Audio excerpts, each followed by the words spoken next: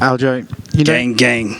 Throughout your career, there's been questions of, is he getting the respect he deserves? And, is he getting the attention he deserves from the fans? This is a card built around you coming home. I'm curious if now you're here, you really feel like I'm the champion, I'm getting the respect, and this is my card that people are coming to see me fight. Oh, 100%. This shit is cool as hell, man. First main event, they doing it the right way. So shout out to the UFC, Dana, Sean, Hunter, Mick, everybody in the production side. Seeing that billboard outside of the Prudential Center where it's like, dreams come true, man. I have a quote that I put on my very first t-shirt that I ever made when I went pro. And it says, when I work, I dream. No, I just butchered that. I botched that really bad. I dream, I work, reality. And that's what this feels like. It feels like dreams coming to reality, something I've thought about for a very long time. I never really cared about like the main event spot until I seen it like this. I'm like, well, that is actually pretty damn cool. So it does feel good. And to see the energy that the staff has put behind it, maybe it's not for me to win. I don't really give a shit. I think it's cool either way, even if they don't think that I'm the guy who's going to get the job done. I like to play spoiler, and what better way to do that on the East Coast, first champion ever from Long Island to defend back home and just shock the world once again against another former champion. And did you guys know he was an Olympic gold medalist? I'm not sure if you guys got that memo. I believe he did win one or two, yeah. Yeah.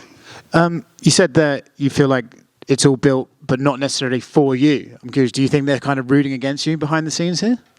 I don't know. I think the promotion's been relatively even. I'm just saying, like sometimes you could tell who's like the A side and who's the B side. I don't know if they have like a real. I think they win either way, because then the golden chicken, Sugar Booger gets to. He gets to fight for the belt, which is what they want. And I think if he had went to me right away, they know I would have just ran him over. So they said, let's bring in a guy who could actually give this guy a test, probably upset him, and then maybe our Booger Sugar gets a better chance of winning against a much shorter and smaller guy. That's my logic. I could be completely wrong, but that's just what I'm thinking. But either way, I think it's a win-win. I think the UFC promoting me on the East Coast is a smart play. And I like to be a good company man in the sense of like, I want to do good business with the company. I'm not trying to be against them. I want to make money together. Yeah. Henry Cejudo is a name that's probably been thrown at you a lot over the past few years, but it was never really sure. Is he actually going to come back? Is he going to fight? Now that you got the fight, what do you think of it? Are you happy that you're fighting Henry Cejudo? Like you said, he's a decorated former champion. He's a very, very good fighter. Now that you're actually facing him, what are you thinking about the matchup, and how excited are you for it? I'm very excited about the matchup. In the beginning, I thought it was a joke because he's been sitting on the sideline just making YouTube videos and just criticizing everybody after he quit and took himself out of the competition. So I respect everything that he's done, but once it became real, when he put himself back in the testing pool, then it was something I could actually entertain. And then the UFC offered it. When I went to go meet with them, I thought it was a joke. I was like, I didn't think he was actually coming back, but they said he was, and I accepted the challenge right then and there. So I said, if you guys think this is going to be a big enough fight, and that's going to draw the most eyes for me, then I'm in. I'm here to do good business, and that's what it's all about. It's a good challenge. So with that being said, I think I have my hands full, but I think the work we did should be more than enough to put this guy back into retirement. I really do think so. Yeah. Obviously, you guys ran into each other earlier this week. He was back here and he said actually he didn't really like that. He said that you came over trying to butter him up, and actually he wanted to tear your face off, and you kind of caught him off guard to make him a bit more friendly. What do you make of him as a person, right? Obviously, he's got the shtick, and I'm sure the press conference will have plenty of surprises for you. But what do you think of him as a character, and do you enjoy it, or do you just think, no, you really are cringy? He is a cringy guy, and I think he's just very socially awkward. Other than that, as a competitor, I respect him and everything that he brings to the table. Him talking about he wanted to rip my face off. I'm like, if you want to rip my face off, you would have shown a little bit different energy, but you were unsure of yourself, which you're going to be unsure of yourself in that octagon on May 6th. So either way, he's just a strange cat. So I'm not looking past him. I think he might be underestimating me. And if he does, that's going to be his shortcomings on May 6th. And last one for me. it's kind of started now, right? The conversation of GOAT, bantamweight GOAT, you know. I know that you've always given props to Dominic Cruz, but you beat Henry Cejudo. Your name is firmly in that conversation, whether you are or not. Is obviously everyone's going to debate, but to have your name actually finally in that conversation, how does that feel? It's really cool, man. It's, you know, I had a couple of goals when I got to the UFC, was obviously to become a UFC champion. We were able to do that, defend a couple times. You know, this getting into the sport was about changing my life and traveling the world, meeting great people. And I was able to do a lot of that. I got to travel the world with my friends, my training partners, show friends and family different side of life that we never knew was possible growing up where we grew up. So I feel like I've already won. You know, whether or not people want to include me in that conversation, that's cool. It's something it's nice to see that I'm in that conversation whatsoever. That's a cool feat.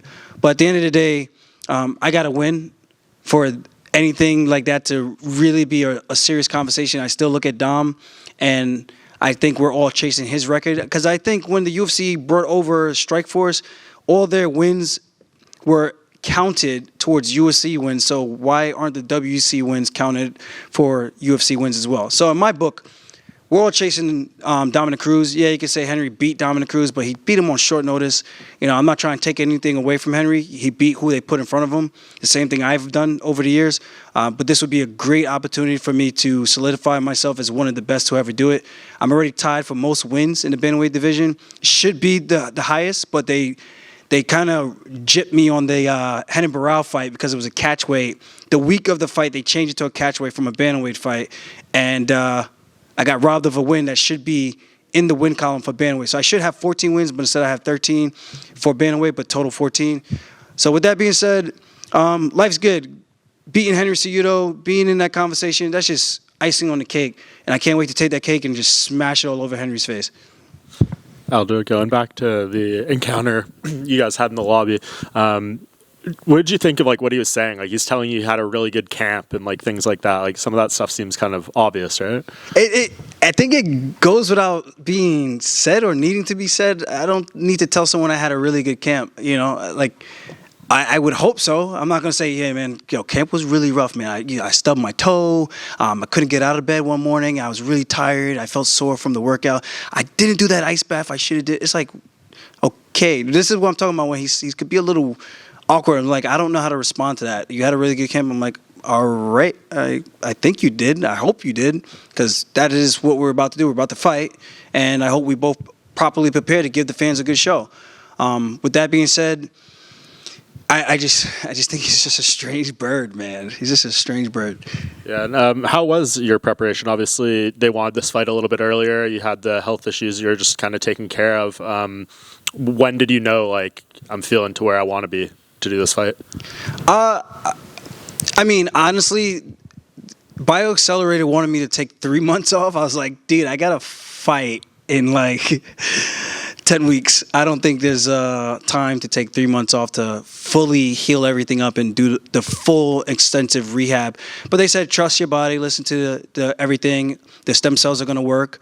So thankfully, I do feel better with that. I know some people are going to say, oh, he's coming to the fight injured. Guys, we all come to the fight banged up. None of us come to the fight 100%. Henry's got a stupid scar on his face that I can't wait to split back open. So other than that, I thought training camp has been ideally, like, it's been fun. It's been good. You know, as in the words of Henry, I had a really good camp. And with this win, I mean, I know you've addressed the 45 thing a little bit, but sitting here today, a couple days out from weigh-ins, like, do you feel you could do this a few more times at this weight? I mean, anything is possible. But, you know, obviously I win, and if they do offer the O'Malley fight, I think it would be a little selfish of me not to honor that, you know, especially when we have another guy in our gym who's right there on the cusp for a title shot. So we'll see. We'll take this one fight at a time. I could go out there and lose, and Merab could be fighting for the next world title, you know? So life's good. Long Island's going to keep the belt one way or the other, and I think that's a positive way to look at everything. So this weight cut sucks. I'm 33 years old. I'm getting older. It gets harder as you get older. There's certain things I used to get away with that I can no longer get away with, like having a piece of like Twix or a Snicker bar during the weight cut process just to feel better, like, oh, I had something. Or a cookie. I can't do any of that shit anymore. And I just goes to show you, Father Time is undefeated. So eventually, I think I could go up with the help of the UFC PI. I could get a little bit bigger, fill out into my frame, put the weight on, the muscle on the right way, and make a good run at 145 as well. Yeah, and you mentioned Father Time's undefeated. I'm sure you've seen the stat where between flyweight and welterweight, fighters who are 35 and over are 2-22 in title fights. And Tyron Woodley was the person who got those 2 wins. And Henry's obviously 36 years old now, so he would be the only other person if he wins this fight. What do you think that kind of says, especially with these lower weight classes? I mean, we see older champions all the time at middleweight, light heavyweight, but it seems like at bantamweight particularly, it's harder to do it. It's much harder to do it, man. These guys are young and hungry. I mean, and if you look at a guy even like Cody Garbrandt, he came in, he won the belt at 25 over Dominic Cruz, and then TJ Dillashaw came and took the belt from him.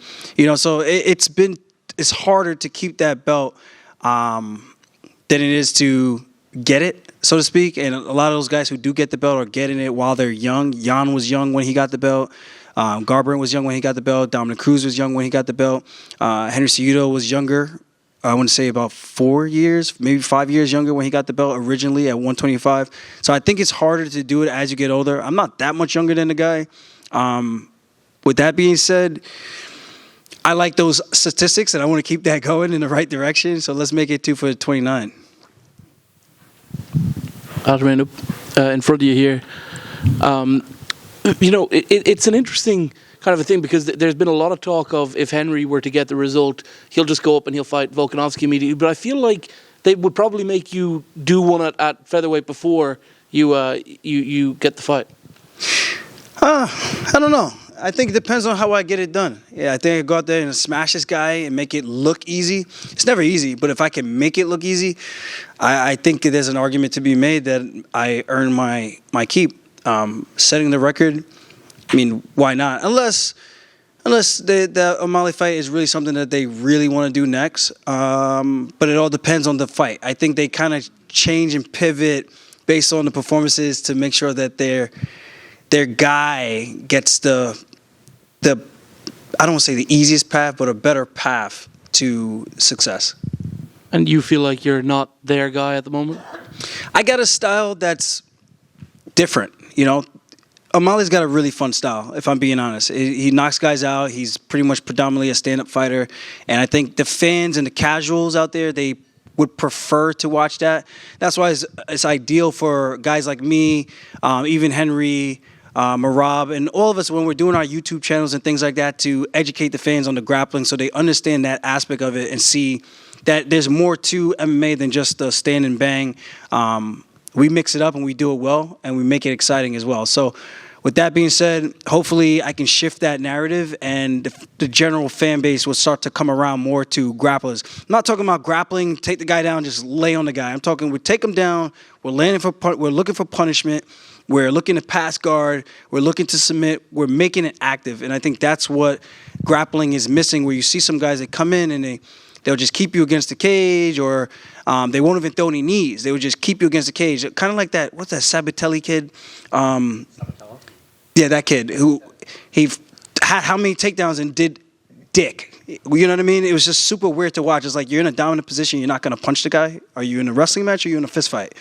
So I think it's up to us as grapplers, if we're going to use our grappling to keep the fans engaged with the grappling, keep looking for more action. And I think that's what's going to make it fun. When someone gets taken down and get pounded, that's fun for me to watch. The same thing as like watching on the feet. You can see some stale stand-up fights, but I think it's up to us to make it more exciting for the viewers overall who don't necessarily train or understand the sport.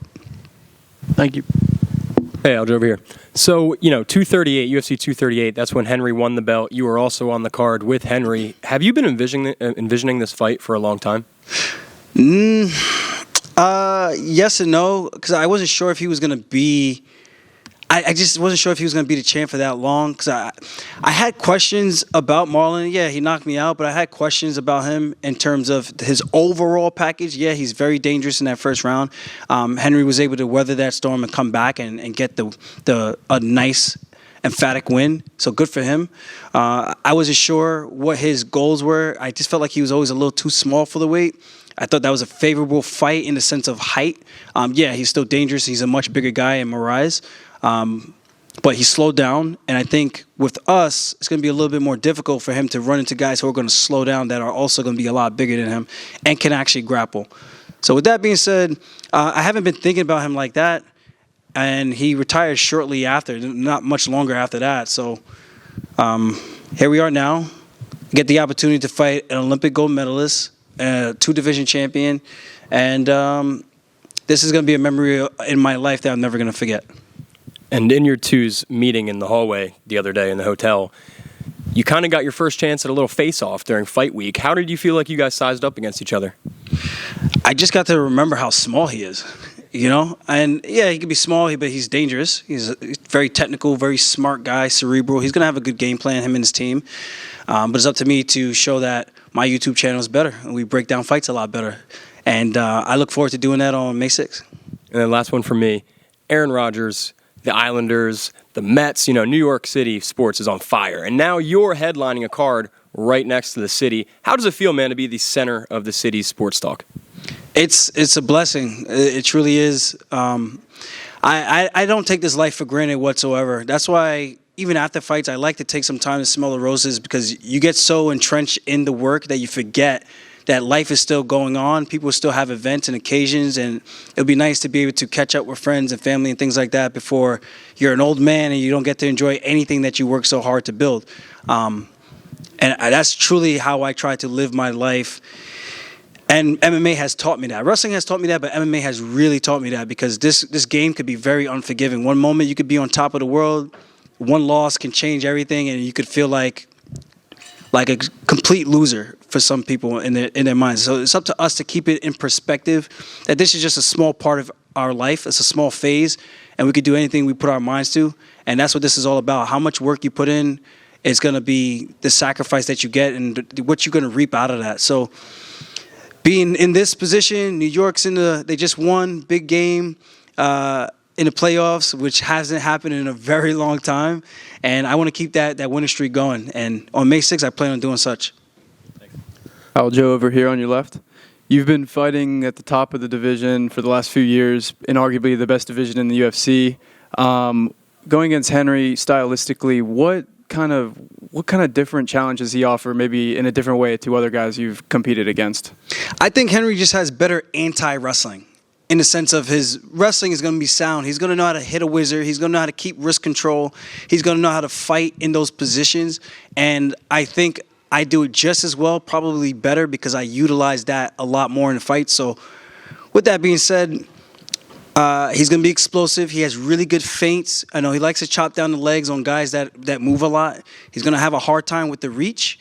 And if he does get inside, we got some presence waiting for him when he does close that gap. So if I was him, I would tread very lightly on how he steps into that fire. I know he thinks that I can't hurt him, and I can't wait to show some of the things we've been working on behind the scenes. You could get a little glimpses of that on my YouTube channel, Funk Master MMA. So definitely go check that out. And I forgot the other part of your question, but just know I'm going to whip that kid's ass for Cinco de Mayo, all my Mexicans that he's disrespected. What do you think about the size difference? Do you think he'll be surprised once he gets in there and feels your strength and when you guys start grappling? I think so. I think TJ tried to play the same mind game, saying that my wrestling was D3, his is D1. You can't compete with me. How are you going to take me down? You can't hold me down. My wrestling's way better than his. Now you got another guy saying the same exact thing, regurgitating the same exact stuff, and I'm just like, what does that have to do with the fight? Bro, it's a fight. It's not a wrestling match. We're not going out under the lights to go wrestle in a singlet. We're going out to go punch each other like gladiators. So with that said, I look forward to the challenge, and we'll see how good his wrestling really is. I think he's going to be very surprised how much stronger I am than I look. I know sometimes people look at me and they're very unassuming. I could be very unassuming in what they think that they're seeing. And we've worked with some bigger bodies. I made sure I got some short, compact bodies that are very strong and blocky. And they might not have the best wrestling, but they can give me that strength and that center of gravity, that low center of gravity where I need to get underneath the hips to take them down and to keep them down. And again, like I said, I think we did more than enough good work. Henry needs to win by a finish, like a TKO or a KO. For me, I got multiple ways to win. And I think on May 6th, it's going to be #long night for Henry. Lastly, for me, do you think in the striking he will look to try and stay on the outside, or do you think he's going to be looking to shoot? Like, where do you think he's going to be looking to go? I hope he stays on the outside. I'm going to pick his ass apart. I really do think so. I think this might be my first stand-up KO. I would like to get the takedown and then TKO him on the ground. But I think if he tries to strike with me on the outside, I get to pick him apart and really display my striking once again, like I did against Pedro Munoz, like I did against Jimmy Rivera. And these are all high-level strikers. I would say better than Henry Cejudo. So if he thinks that he's bringing anything different that I haven't seen, I'm bringing something he hasn't seen yet. I'm bringing the funk, and that's a completely different style, something that's very hard to prepare for. Sometimes I don't even know what I'm going to do in there. Thank you. Good luck. Thank you. Aljo over here on your left. You mentioned earlier about why you got into the sport and, see the world, and that you've already won, and bring your friends and family along for the ride. Is that something that's in your training or you just in daily life? Is that front of mind for you, or is that more back of mind at this point for you in your career? Still front of mind. Every training camp is very difficult, and after it, you just want to decompress. I haven't drank at all this camp. I normally drink in every training camp. I'm not getting smashed, but like after a hard training session, if I felt like after a few weeks of training, I feel like I'm in really good shape, I'll reward myself with 1 or 2 drinks, and that'll be like my nightcap to kind of unwind and get ready for the next training session the next day. This camp, because it had the stem cells, I didn't want to kill off the stem cells. I opted not to drink at all. So I'm going to get crazy after this for sure. Going to turn up a bit. We got a couple of after parties in New York City, and I know people are like, "Oh, you're looking pacified." I'm like, "No, I just understand work-life balance. This is work. After that, like when you punch the clock, you get off the clock. You like your happy hour. I like my happy hour. This is just a different way on how I like to do it. So I like to unwind, just like everybody else. I'm no different. I don't think I'm better than anybody else in the sense of how I live my life or the things that I do. I feel like I'm an everyday person, blue-collar worker. And fortunately for me, things have worked out where I was able to still become a professional athlete, travel the world, and MMA has afforded me that opportunity to go to places that I never even thought would be possible. Like, I only knew Uniondale. I didn't know Australia. I didn't know the UK. I didn't know any of those places that I've been to. I've traveled to, 15 states already? That's something I never thought I would ever do. We didn't have that type of motivation. So this is just, I might sound like a broken record. It might sound cheesy or cliche, but this is legit for me, icing on the cake. So going out there, smashing this guy, and regardless of result, it's in God's hands. Regardless of result, I'm still going to enjoy my life the way I'm going to enjoy my life. I look at life glass half full. I think if people start to do that more, you would have a lot more positive experiences. I think that's what it's all about, perspective. Everything is perspective. Losing it's a part of life, and I don't really consider losing as learning. But I truly do think we did everything enough in our powers to fuck this guy up really bad. And I can't wait to go out there and do that. Yeah, just over here. You talked about obviously moving up to 145, so I'm just curious on how you think Volkanovski and Yair Rodriguez fight goes. That's a really intriguing one. I think that's more dangerous for Volkanovski because if he takes Yair down, he's going to have some trouble on the ground. I know Yair has been ground and pounded before, but that was the younger Yair. This one knows how to fight off of his back, knows how to use his elbows and use his length and his reach. That's a dangerous guy, and the way he kicks. My biggest fear in fighting has always been those guys who kick really fucking hard. Those are the most dangerous guys to fight because at the end of the day, we see the punches coming. Sometimes the kick comes behind the punch. You never know, and it's like getting hit to the head with a baseball bat. So Yair, you watched that fight with Emmett. It was beautiful violence, attacking the body, southpaw, orthodox, question mark kicks, trying to go for the wheel kicks and shit like that. That's a dangerous guy. Volkanovski's really good with his feints. He's good with that 1-2. He's got a good overhand, a good cross. Good leg kicks. He does a good job of like attacking that inside leg kick and using his feints to really off center and off balance people with really good timing. And we show that his grappling defense has gotten better, but Yair's not going to really grapple with him. So it's going to be interesting to see how Volk approaches that fight, because I think that reach advantage, I think that game, that style, the flashy kicks and things like that, the hard kicks, that's going to be very problematic for a guy like Volkanovski. He's going to need to be doing a lot of evasion. I felt like even when he fought Max did better with him when he started to open up with more kicks. When he just primarily boxed with him and made it a boxing match, I thought Volkanovski was more so clearly winning those rounds. So it's a very intriguing fight. I like to see how both those guys prepare for each other and see what that one's going to look like. Follow my YouTube. Henry actually said he had a better YouTube channel than you. Yeah, his YouTube is pretty good. See, he likes to tear everybody down. I give the guy credit. He does a good job with certain things, you know? I don't got to shit on the guy. I'm just going to shit on him on May 6th. Hold on, one more. I saw that you visited Jamaica. Yes. So do you think there will be like a UFC in Jamaica in the future or something, or do you think that's quite like far-fetched? I think I go out there and put on a great show. Myself, Randy Brown, Leon Edwards. I think there's a good high hopes for that. And why wouldn't the UFC want to go to Jamaica? That'd be a good place. Wouldn't you guys like to go to Jamaica and go hang out? It'd be a nice little training vacation. So we'll see. I think I go out there and have a good performance. I think nothing's out of the realm of possibility. I would like to help them get established with like a feeder organization for the Caribbean. We're going to try to work on that after this fight. Try to get those conversations going again. That'd be something that would be really beneficial for just the island in general of Jamaica. You got Barbados. You got all these islands right next door. You could have like something that could be a Caribbean fight championship or something like that. I think that would be pretty dope. King of the Islands. Something like that. Easy, guys. Hit me up for branding if you need help. And yeah, that's really, I would love that though. That would be an honor to have something like that. And I think it would be very monumental in growing the sport in Jamaica. Peace.